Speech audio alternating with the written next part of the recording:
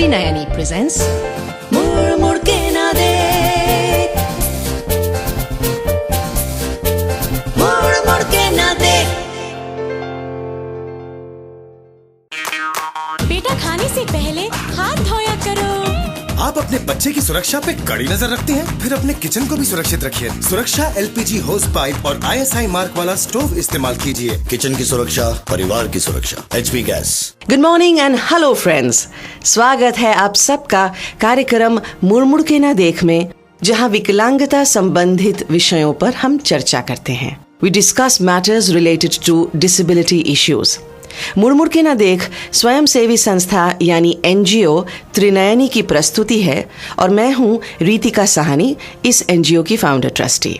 इस सीजन का ये 4th एपिसोड है और पिछले 2 हफ्तों से कार्यक्रम को सुन के मुझे कई लोगों ने फोन किया है, दिल्ली से, लखनऊ से, अहमदाबाद से एवं जयपुर डिस्ट्रिक्ट के एक गांव बिसावा से। इन सब शहरों तक ये कार्यक्रम पहुंच रहा है हिंदुस्तान पेट्रोलियम कॉर्पोरेशन लिमिटेड की मदद से। अब सुनिए HPCL के एक CSR इनिशिएटिव के बारे में। KC महिंद्रा ट्रस्ट के साथ पार्टनर के रूप में HPCL ने देश के कई राज्यों के पिछड़े क्षेत्रों के गरीब बस्तियों में रहने वाले बच्चों के लिए शिक्षा, मटेरियल्स एवं सामाजिक सहायता प्रदान की है। 572 स्कूलों में लगभग 7,552 लड़कियों ने इस योजना का लाभ उठाया है।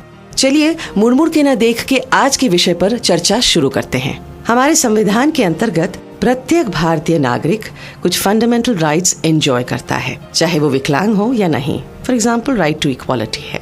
लेकिन विकलांग लोगों के अधिकारों को सुरक्षित करने के लिए हमारे संविधान ने कुछ कानून भी बनाए हैं। सुनिए मुंबई की सॉलिसिटर कंचन पमनानी से, जो कॉर्पोरेट लॉयर हैं, खुद ब्लाइंड हैं और विकलांगता के क्षेत्र में भी वकालत करती हैं, इन लॉ के बारे में।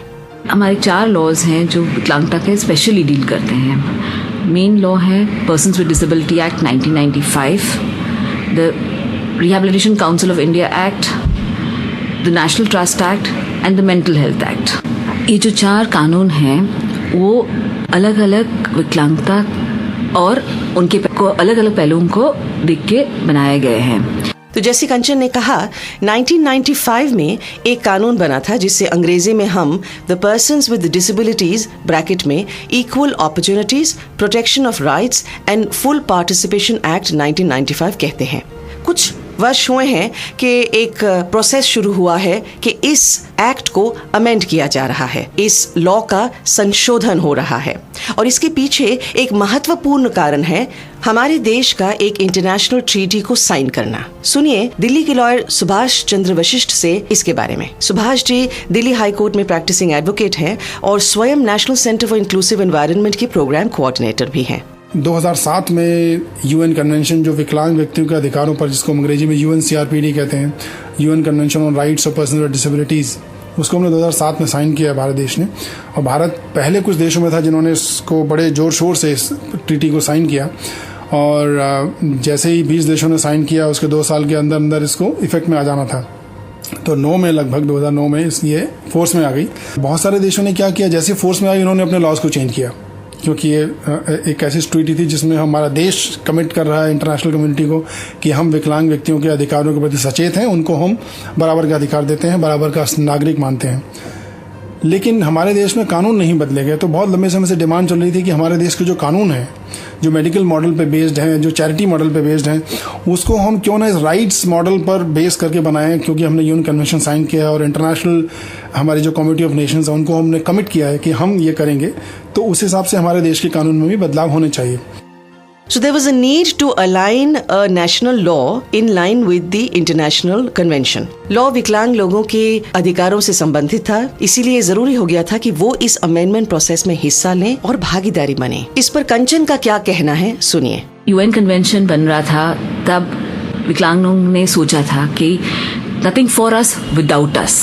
जब हमारा लॉ चेंज हो रहा है, हम जो विकलांग है भारत में, हमने सोचा है कि ये लॉ बनेगा हमारे साथ और हमारे लिए और हम बनाएंगे और हमारे बिना नहीं बनेगी ये लॉ। किसी भी लॉ का संशोधन कुछ कारणों के लिए होता है। सुभाष चंद्र वशिष्ठ और नीलेश सिंगित जो हमारे साथ आज जुड़े हुए हैं, ये दोनों हमें बताएंगे कि किन किन कारणों से पर्सन्स विद डिसेबिलिटीज एक्ट 1995 को अमेंड करने की जरूरत पड़ी। मेजरली इसमें जो प्रॉब्लम्स थी वो हमें जो नज़र आती हैं एज अ लॉयर हम जब प्रैक्टिस करते हैं, तो इसमें केवल 3 डिसेबिलिटीज़ को बेनिफिट मिले हैं मेजरली रिजर्वेशन के, जिसमें blind and low vision, deaf people और ऑर्थोपेडिक इम्पेयरमेंट जिसमें सेरेब्रल पॉल्सी भी इंक्लूडेड है। केवल इन 3 कैटेगरीज को 3% रिजर्वेशन मिला है। ये भी रिजर्वेशन केवल गवर्नमेंट एम्प्लॉयमेंट में है, सरकारी जो भी रिक्तियाँ हैं उनके अंदर है, प्राइवेट में इसका कोई वो नहीं है। और इसमें जो प्रधान कमी जो हमें नज़र आती थी वो एक मेडिकल मॉडल पर आधारित था, जिसमें चैरिटी ज़्यादा, परोपकार की भावना ज़्यादा थी कि चलो इनको दे दो। हमारे इस कानून में एक और जो मेजर दिक्कत थी, जो वर्तमान कानून है उसमें बहुत सारी डिसेबिलिटीज़ इंक्लूडेड नहीं हैं। बहुत सारे लोग अपने आप को इसका जो सुरक्षा चक्र है उसमें अपने आप को नहीं पाते हैं, उनको लगता है हम इससे बाहर हैं, हमें इस कानून का कोई लाभ नहीं है। तो ये भी एक बहुत बड़ा विषय था, स्पेशली जो लोग मेंटल इलनेस से साइको सोशल डिसेबिलिटीज़ हैं, ये सारी कोई भी इसमें इंक्लूडेड नहीं थी। आप लोग सुन रहे हैं मुड़ के ना देख। हम चर्चा कर रहे हैं कि किस तरह से पर्सन्स विद डिसेबिलिटीज एक्ट 1995 को अब अमेंड किया जा रहा है। 2014 में राज्यसभा में इसे प्लेस किया गया था। एक छोटे से ब्रेक के बाद बातचीत जारी रहेगी नीलेश सिंगित के साथ, जो एक डिसेबिलिटी राइट्स एक्टिविस्ट हैं। बेटा स्कूल जाने से पहले दूध पिया करो, बस 2 मिनट की ही तो बात है।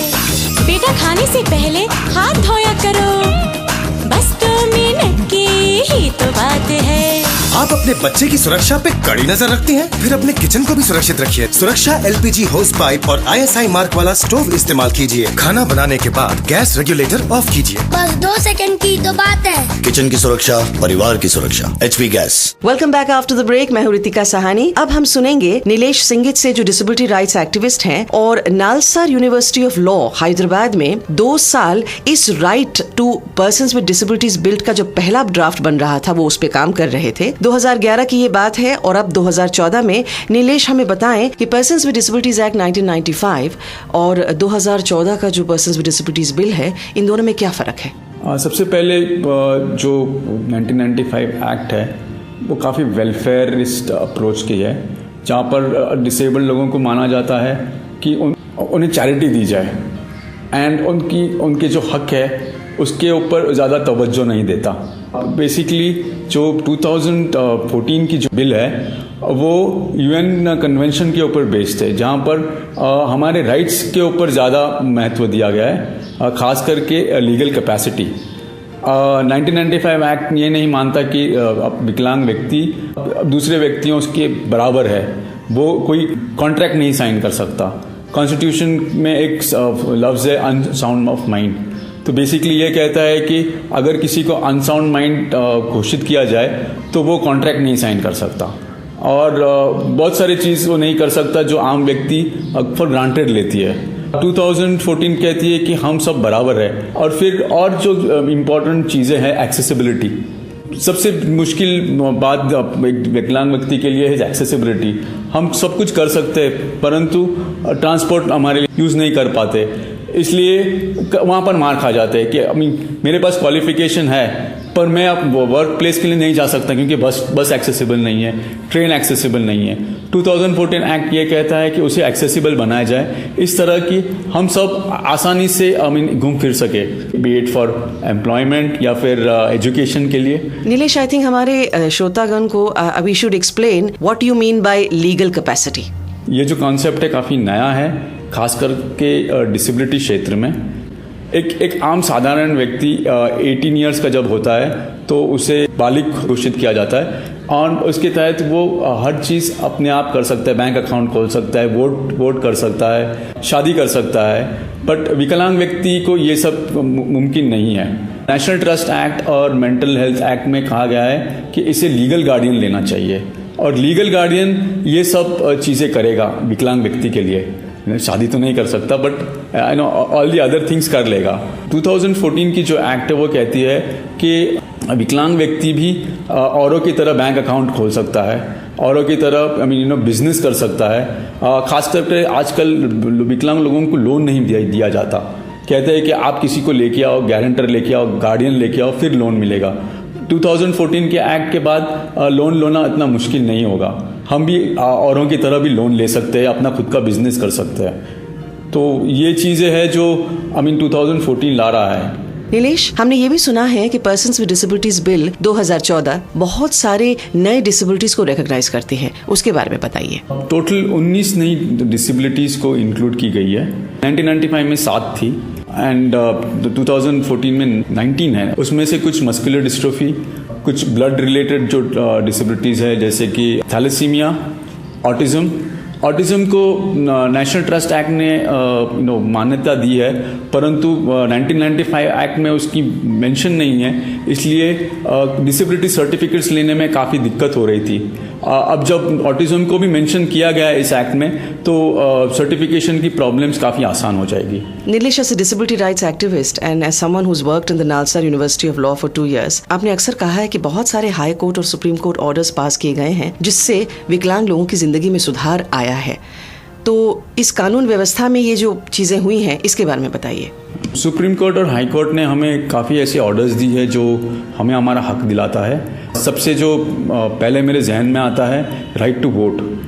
दूसरे जो व्यक्ति है वो अपना वोट ग्रांटेड के लिए लेते हैं, मगर as a person with disability मेरा हक बनता है वोट करना, फिर भी मैं जाके वोट नहीं कर सकता। क्यों? क्योंकि जो वोटिंग बूथ है वो एक्सेसिबल नहीं होती है, सीढ़ियाँ होती है, या फिर जो ब्लाइंड व्यक्ति होता है वो पढ़ नहीं पाता जो स्क्रीन पर होता है या फिर पेपर पर होता है। तो ये ऑर्डर हमें कहती है कि वोटिंग बूथ को एक्सेसिबल बनाया जाए, रैम्प्स लगाया जाए और इलेक्ट्रॉनिक वोटिंग मशीन पर ब्रेल लिपि में अंकित की जाए ताकि ब्लाइंड आसानी से चुन सके कौन सी पार्टी को वोट करना है। तो ये जो है वो 1995 देता नहीं है, मगर सुप्रीम कोर्ट ने ये हक दिया है और ये यूएनसीआरपीडी के पहले आया है। तो यूएनसीआरपीडी तो 2007 में आई, तो हमें 2004 में मिला है ये हक। और दूसरे ऐसे काफ़ी ऑर्डर्स है जो एक्सेसिबिलिटी पे है, जैसे कि बीएसटी बस जो बम्बई में है उसे एक्सेसिबल बनाया गया है। अभी ये जो मेट्रो और मोनोरेल आई है उनको भी एक्सेसिबल बनाया गया है। ये सब हमें हाई कोर्ट और सुप्रीम कोर्ट के द्वारा ही मिला है।